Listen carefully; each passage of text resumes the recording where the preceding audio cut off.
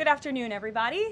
Thank you for being here today. We are going to get to my remarks and Q&A as always, but I do have the FBI director with me here, Kash Patel. You all know him well, and he's here to provide an update for you all with respect to China. As you know, President Trump had a very successful meeting on his trip to Asia with President Xi, where they discussed the need for China to crack down on fentanyl production and distribution, which ultimately makes its way here to the United States of America. And the FBI director recently traveled to China following President Trump's meeting to meet with his counterpart in Beijing. And he has a really positive announcement for the American people to share. So the president wanted me to bring the FBI director out to share that with all of you today. So Kash, please, thank you for being here. Thanks, Caroline. As Caroline mentioned, we have some tremendous news thanks to President Donald J. Trump once again for the American people. As soon as the President of the United States took office, he issued a mandate to rid America of the scourge that is fentanyl, a drug that has killed hundreds of thousands of Americans. Thanks to his leadership and direct engagements with China, we set up a framework to execute that mission 8 months ago. Attorney General Bondi immediately thereafter took steps to engage her counterpart in China at the Ministry of Public Security. Pursuant to their direct discussions, as the FBI director designated to run counterpoint on this, along with the Secretary of State Rubio and Ambassador Perdue and the team here at the White House, we set forward a path to implement the policy needed to crush the plague of fentanyl. Deputy Attorney General Blanche and our teams have been hard at work ever since, ultimately culminating in my trip to Beijing last week. This was only possible due to President Trump's historic engagement with President Xi just a few short weeks ago that set the stage for today's announcement. At that meeting, the leaders reached an agreement. But just to put this in frame for the American people, a reminder here that nearly 100,000 people died of fentanyl overdoses just last year alone. Here, this year, under this president, the FBI has seized 1,900 kilograms of fentanyl so far. That is a 31% increase from the same time period last year. To put it in perspective, that's enough fentanyl to kill 127 million Americans. Fentanyl precursors are what makes up fentanyl. While we, the interagency, the Department of Justice, have been fighting hard to seize and stop drug traffickers, we must attack fentanyl precursors, the ingredients necessary to make this lethal drug. That was the sole purpose of my trip to China, to eliminate these precursors. And if successful, we would suffocate the drug trafficking organization's ability to manufacture fentanyl in places like Mexico. This was the first time an FBI director has been to China in over a decade and received the audience with his counterpart to address this matter directly. And again, thanks to President Trump's direct engagement with President Xi, the government of China committed fully to my engagement there on the ground in Beijing at a level never seen before. While at Ministry of Public Security headquarters, I met with my counterpart at MPS, where the Chinese government agreed on a plan to stop fentanyl precursors. What does that mean? The People's Republic of China has fully designated and listed all 13 precursors utilized to make fentanyl. Furthermore, they have agreed to control 7 chemical subsidiaries that are also utilized to produce this lethal drug. Effective immediately, essentially, President Trump has shut off the pipeline that creates fentanyl that kills tens of thousands of Americans. These substances are now banned, and they will no longer be utilized by the Mexican drug trafficking organizations or any other DTOs around the world to make this drug. This historic achievement has saved tens of thousands of lives. This historic achievement would not have been possible without the tremendous team of President Trump, the Attorney General, the Department of Justice, the Federal Bureau of Investigation, and Ambassador Perdue in China, whose ground-level engagements were imperative to achieving this result. This is yet another example of how President Trump defends the American people, provides security for the American people, and puts the American people first.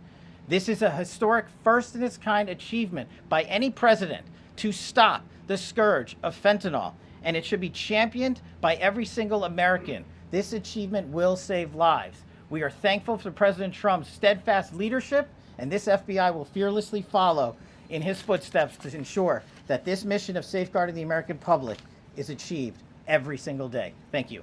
Thanks, Caroline. Kash. Thank you so much. Appreciate it. Okay. Thank you again, Director Patel. Before we get going, I do have one quick scheduling announcement. Tomorrow, President Trump will be joined by the First Lady in the East Room for an executive order signing aimed at expanding opportunities for education, career development, housing, and other resources for young people transitioning from foster care to adulthood. This is part of the First Lady's Fostering the Future efforts, which are a Be Best initiative. In other news, the Democrats dragged on the government shutdown for 43 days, the longest shutdown in U.S. history. But tonight, thanks to Republicans, the White House is very hopeful that this shutdown is going to come to an end. The damage caused by the Democrats with this reckless government shutdown cannot be forgotten. It is entirely the fault of the Democrat Party. Just look at the vote count. Hundreds of thousands of federal employees have missed their paychecks. Tens of billions in wages and benefits were withheld, impacting vulnerable families. Millions of low-income Americans missed their SNAP benefits. Nearly 20,000 flights at airports across the country were delayed due to staffing shortages, causing Americans to miss family events, vacations, and work obligations. According to Airlines for America, an estimated 5.2 million travelers have had their flights disrupted over the course of the Democrat shutdown. And our economy has lost billions and billions of dollars in economic activity over the course of this shutdown, hurting consumer sentiment and crushing the travel and hospitality industries.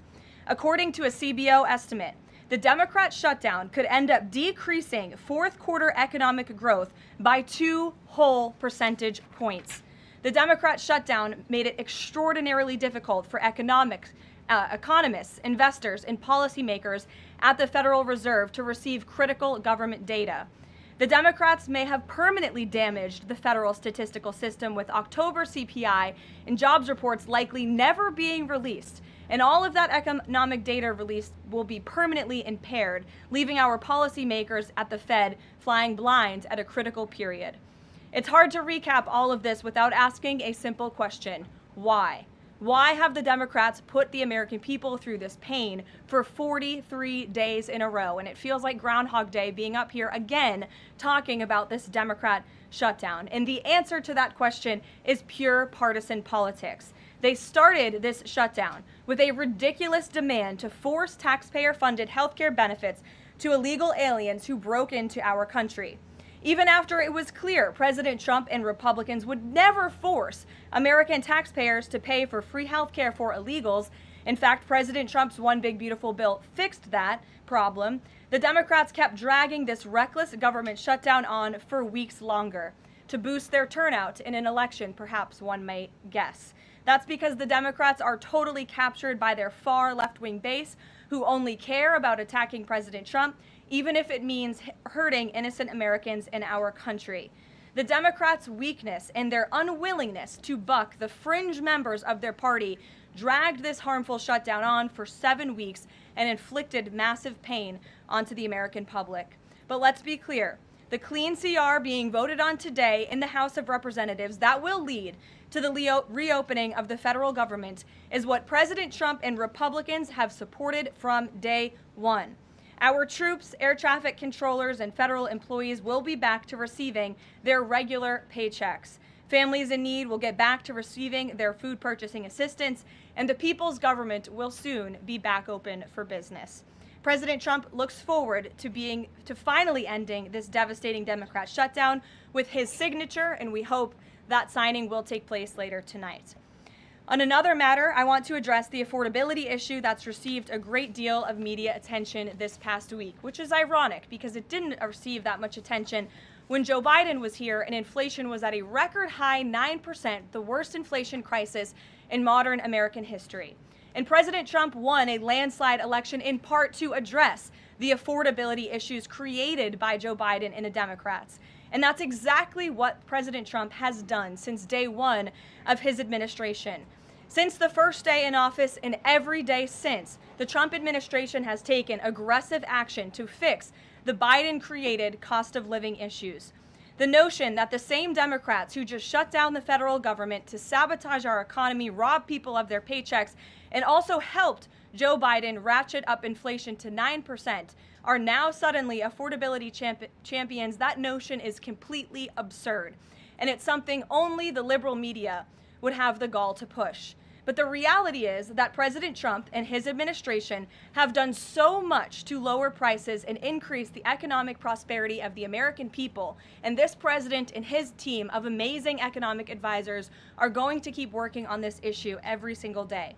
In less than 10 short months, President Trump signed the largest middle-class tax cuts in American history, including no tax on tips, overtime, and Social Security, which will guarantee that next year Americans are going to put more money back into their pockets. The president has completely unleashed American energy dominance to help bring gasoline prices to the lowest in 5 years, and we expect them to continue to decrease. And it has also lowered energy costs overall. There is more work to do, but again, the president's deregulatory and pro-American energy agenda is absolutely going to continue to drive down prices. This formula worked in the president's first term, and we expect that it's going to work again. And this is key because we know energy costs are the #1 driver of inflation. Again, just look at what Joe Biden did to our energy industry over the past 4 years of his administration, and look at what happened to inflation as a result. Everything became more expensive. To lower prescription drug prices and healthcare costs, the president has been working around the clock on this issue. He is obsessed with negotiating these good deals on behalf of the American people to bring down pharmaceutical costs and drug costs for Americans, and he has done so on a number of fronts. You have seen him discuss that in the Oval Office several times. To fuel small businesses, lower their costs, and incentivize hiring, the Trump administration has already cut 30 unnecessary regulations for every new one on the books, which we know will save employers and small businesses across the country thousands of dollars in regulatory burdens. All of these pro-Trump policies are working, and they will continue to work. Wages are rising at the fastest pace of the start of a presidential administration in 60 years. The cost of the typical new mortgage is down by nearly $3,000 per year. There's much work to do, and this administration will continue to do it. But President Trump has already made great progress in cleaning up the economic disaster that was created by Joe Biden. With that, I will take your questions today, and in our new media seat, we have Bev Turner, who works for a new outlet, a UK outlet, but based here in Washington, D.C., GB News. Bev, thank you for being here today. Why don't you kick us off? Thank you, Caroline. So the clock is ticking on the Friday deadline by which the BBC must retract and apologise for their malicious edit of the president in the documentary shown last year. The recently resigned Director General of the BBC yesterday described the organisation as the very best of society and blamed the enemies of the BBC for this outcome. Also yesterday, a senior government minister launched a fierce defence of the channel in the House of Commons, saying that the broadcaster remains a light on the hill for people all over the world. So, does the president feel that the network is taking the situation seriously? Does he believe that they've shown sufficient regret? Does this strain the relationship between the president and the prime minister? And given that the organisation is publicly funded, is the president prepared to bankrupt the BBC in his pursuit of truth and justice? Well, thank you, Bev. There's a lot of questions in one there. I will say I know the president has a very good relationship with Prime Minister Starmer. You have been there. You've seen them in their interactions. You've questioned both leaders in your time joining us when we've gone to the United Kingdom a few different times now. However, he has always been very frank when he disagrees with leaders, even whom he has a good relationship with. And the BBC, being a fair news organization, is definitely an outlet. I think these two leaders would disagree. The president has made it very clear that this is a leftist propaganda machine that is unfortunately subsidized by British taxpayers, and he thinks that's extremely unfortunate for the great people of the United Kingdom and Great Britain. And I think that the president was deeply concerned by the editing, the purposeful and dishonest editing of his speech that was so clearly fake news, and he rightfully dubbed that term many years ago, and this is a classic example of that. We see it in the United States all the time. We see it now in the United Kingdom. As you know, the president's external legal counsel has filed a lawsuit against the BBC. We expect that to continue, and whether they apologize or not is up to them. Thanks for being here, Bev. Ouija. Thank you, Caroline. Sure. I have your statement about the new Epstein emails that have been released by House Democrats. Separate from why you believe the emails were made public, can you address their substance? Did the president ever spend hours at Jeffrey Epstein's house with a victim? These emails prove absolutely nothing other than the fact that President Trump did nothing wrong. And what President Trump has always said is that he was from Palm Beach, and so was Jeffrey Epstein. Jeffrey Epstein was a member at Mar-a-Lago until President Trump kicked him out because Jeffrey Epstein was a pedophile and he was a creep. And this email you refer to with the name of a victim that was unredacted now and has since been reported on in this room, so I will go ahead and say it, Virginia Giuffre. And it was CBS's own reporting, Ouija, that recently wrote that Miss Giuffre maintained, and God rest her soul, that she maintained that there was nothing inappropriate she ever witnessed, that President Trump was always extremely professional and friendly to her. And so I think it's a question worth asking the Democrat Party, and you should all go ask them after this briefing, of why they chose to redact that name of a victim who has already publicly made statements about her relationship with Jeffrey Epstein and is unfortunately no longer with us. Mary. Thank you, Karoline. Two questions on this. In the interest of transparency, why not just go ahead, release the full files on Epstein, get this all over with? This administration has done more with respect to transparency when it comes to Jeffrey Epstein than any administration ever.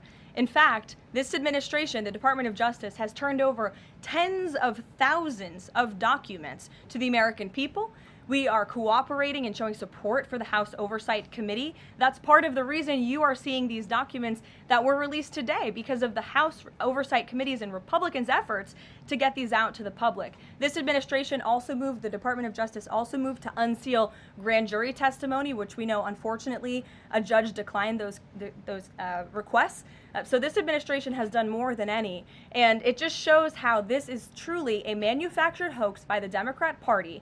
For now, they're talking about it all of a sudden because President Trump is in the Oval Office. But when Joe Biden was sitting in there, the Democrats never brought this up. This wasn't an issue that they cared about because they actually don't care about the victims in these cases. They care about trying to score political points against President Trump, as we have, of course, seen with this government shutdown. And this entire thing, again, it's not a coincidence to the American people at home. There are no coincidences in Washington, D.C. And it is not a coincidence that the Democrats leaked these emails to the fake news this morning ahead of Republicans reopening the government. This is another distraction campaign by the Democrat and the liberal media, and it's why I'm being asked questions about Epstein instead of the government reopening because of Republicans and President Trump. But given your Reagan. interest in transparency, Karoline, why are White House officials then meeting with Representative Boebert in an effort to try and get her to not sign this petition calling for the release of the files?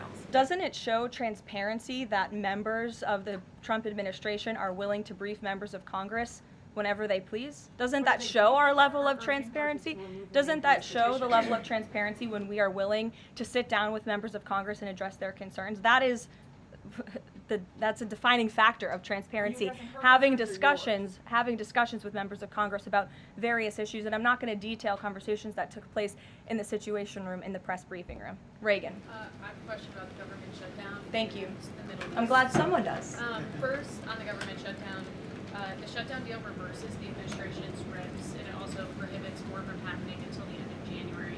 I'm wondering if the president had input on this element of the deal, and if he's at all disappointed that's going to reverse the downsizing of the federal government that they did during the shutdown. I mean, look, I think it's about 6,000 workers total. When you look at that in comparison to the reduction in the federal workforce that this administration has done since January to get rid of the waste, the fraud, the abuse, and to reduce the size of our federal bureaucracy, we've done a lot of great work on that front, and we will continue to. But obviously, the president's main priority was to reopen the federal government and get people back to work, and that's what this deal accomplishes. And on the Middle East line, there's been reports in Israeli media that the U.S. is considering building a temporary military base on the Gaza border. Can you confirm these reports? So I had a conversation directly with the reporter who wrote this article, and this article was based on a single piece of paper, an inquiry that somebody in the Department of Navy made about an idea that may happen in the future. And this reporter deemed that as an official plan and ran with a story that the United States is looking into it. I checked with the highest levels of the United States federal government. This is not something the United States is interested in being engaged in. It's not something we are currently involved in right now that we will be funding. And the president has been very clear he doesn't want to see boots on the ground with respect to what's happening in the Middle East. We've made great progress with the peace plan in Gaza, and we want to continue to see that move forward. But I put a comment in that story for a reason, and sometimes we see reporters take a piece of paper like this and just deem it as official policy, and sometimes that misleads people a little bit. Sure. There's been a question about UK intelligence sharing regarding the drunk interdictions involving Venezuelan boats. How will that affect the U.S. military operation? There's been a lot of discussion about the high caliber of the intelligence that has been provided before any of these military actions have taken place. I've seen that report. Oh, hello. I've seen that report. I'm familiar with the reporting, but we don't comment on intelligence matters, classified intelligence matters, as you know. As for the Trump administration's position on our narco-terrorist campaign in the Caribbean, it is going to continue, and the president has made it very clear he's not going to allow terrorists to bring illegal drugs that kill American citizens into our great country. Sure, John. I'll go to John and then Zolan. Go ahead. Thank you so much. Trump has talked about sending out $2,000 checks to U.S. citizens. Earlier this year, he also talked about sending a Doge dividend. That didn't materialize. Should U.S. Citizens expect the $2,000 proposal? Is the White House committed to making that happen? The White House is committed to making that happen, yes, and we are currently exploring all legal options to get that done. I don't have a timeline for you or any further details, but I can confirm for you that the president made it clear he wants to make it happen, and so his team of economic advisors are looking into it, and when we have an update, we'll provide one. Solon. You said at the top that one of the costs of the government shutdown was that people missed their SNAP benefits. Can you explain then why the administration went to court to fight the funding of food stamps and SNAP benefits? So recipients missed their SNAP benefits because the Democrats shut the government down, and they forced the administration to tap into a contingency fund that did not even fund the full entirety of this program. And so then you had an unhinged judge who was trying to dictate from the bench what the executive branch has to pay for and where that money has to come from. That is judicial overreach at its finest, and so that's why the administration pushed back on that. We can't have the judicial branch telling the executive branch that we need to rob the Children Nutrition Fund, which is what this judge was trying to do, to pay for SNAP benefits. That's completely inappropriate and it's unconstitutional, and we've been proven right with that legal argument. But now the good news is, again, thanks to Republicans and in several hours President Trump, the government is going to be reopened, and SNAP recipients are going to receive their full benefits, which is what President Trump has always wanted to do. Stephen. Why also did you need the judicial process for that? I mean, during this shutdown, didn't the administration have a responsibility to tap into any of those reserves to ensure that essentially poor people could rely on? We did tap into it. We did tap into the contingency fund. And then the judge told us, no, you have to get more money from a children's nutrition fund. And we felt that was judicial overreach. You shouldn't tell the president which fund he has to rob because the Democrats are holding the country hostage by shutting down the federal government. Stephen, go ahead. As well, if the president is considering a pardon for Ghislaine Maxwell? Again, he's answered this repeatedly. It's not something he's talking about or even thinking about at this moment in time. I can assure you of that. Stephen. Caroline, I've got two questions about New York for you. Sure. First, you always do. Mayor-elect. On brand for the New York Post. Mayor-elect Mamdani, he said that he plans to reach out to President Trump and that, quote, this is a relationship that will be critical. Does the White House have a response to this planned outreach? It's the first time I'm hearing of it. I'll let the president respond himself to that comment by Mr. Mamdani. My second question, Jack Schlossberg, the grandson of President Kennedy, announced today that he's running for Congress. He, in the recent past, has referred to his uncle, the HHS secretary, as, quote, a rabid dog, and he has said that the Trump administration is, quote, the most corrupt in American history. Does the White House have a comment on this sort of comment from a rising star in the Democratic Party? I don't even think such ridiculous comments are responding to. Obviously, those things are not true. And Secretary Kennedy is doing a phenomenal job bringing transparency and the gold standard of science back to our healthcare system. Eamon. Thank you, Caroline. The President's hosting a number of Wall Street CEOs for dinner tonight here at the White House. Can you give us the names of the CEOs who are going to be here and give us a sense of what the President's message to Wall Street is going to be tonight? I don't have a full list for you in front of me, Eamon. I know you've reported on some names, and we've helped you navigate whether those names were truthful or false. But I know the President actually plans to bring some of you into the dinner tonight, so you'll see for yourself in several hours if that's okay with you. And there's been some reporting that the White House is frustrated with Bill Pulte and the rollout of this proposal for a 50-year mortgage. Can you tell us if the White House is frustrated with that rollout and if the White House still supports the idea of a 50-year mortgage for Americans? This is a proposal that the President himself has commented on. I would defer you to the President's statements, and it's something that the administration is discussing and seriously looking into. Sure. Thanks, Caroline. Danny, and then go ahead. Thank you. Some Democratic members of Congress have invited Britain's former Prince Andrew to testify on the Epstein scandal. I was just wondering if President Trump thinks that former Prince Andrew should indeed come and testify to Congress on that. I haven't spoken to him about that specific matter, but I can ask him and get back to you.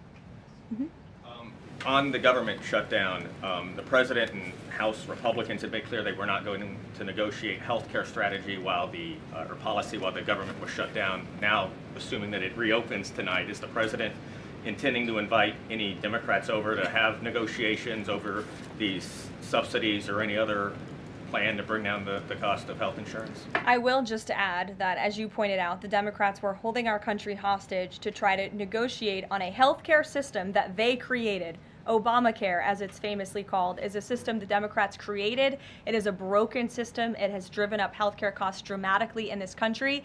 And now they shut the government down to try to fix that system they broke. It doesn't make any sense to us, which is why the President said that's a completely untenable position. However, once the government reopens, the President, as he's always maintained, is absolutely open to having conversations about healthcare. And I think you'll see the President putting forth some really good policy proposals the Democrats should take very seriously to fix, again, the system that they broke. You can't trust the same people who broke the system to fix it, and so the American people will continue to hear from the President on this issue. Follow up on the question about the $2,000 payments of tariff revenue. The President had also talked about using tariffs to bring down the national debt. Would this be in lieu of that? Like, this is now the new way to maybe to use that tariff revenue? No, the President put out a statement on this clarifying he wants to do both things with the tariff revenue that he's bringing into this country. Trillions of dollars are expected to continue to pour in, and it's part of the reason that the Supreme Court case is so vital for our country's future, to restore our manufacturing industry in this country, to protect our national security, to continue to allow the President to use tariffs as leverage to negotiate economic deals that, again, are good for our national security. And that revenue can then be used for various reasons, to pay down our debt and also perhaps to give these rebate checks back to Americans, which, again, the White House is exploring the legal options of how we can get that done. Catherine, go ahead. Caroline, Viktor Orban said this week that President Trump has promised Hungary some kind of financial shield. Do you have any details on how that will be structured or what that would look like? I don't, but I'm happy to check with the National Security Council and get back to you. One more. You recently said you'd check with President Trump about why he needs to get an MRI on his recent trip to Walter Reed. Do you have any more detail on that? I do, and I'm glad you asked. As stated in the memo provided on October 10th, President Trump received advanced imaging at Walter Reed Medical Center as part of his routine physical examination. The full results were reviewed by attending radiologists and consultants, and all agreed that President Trump remains in exceptional physical health, which I know all of you will see with your own eyes later this evening when he opens up his dinner to the press, and perhaps you will see him when he signs the bill to reopen the federal government. So stay tuned on plans for that. Thank you, everyone.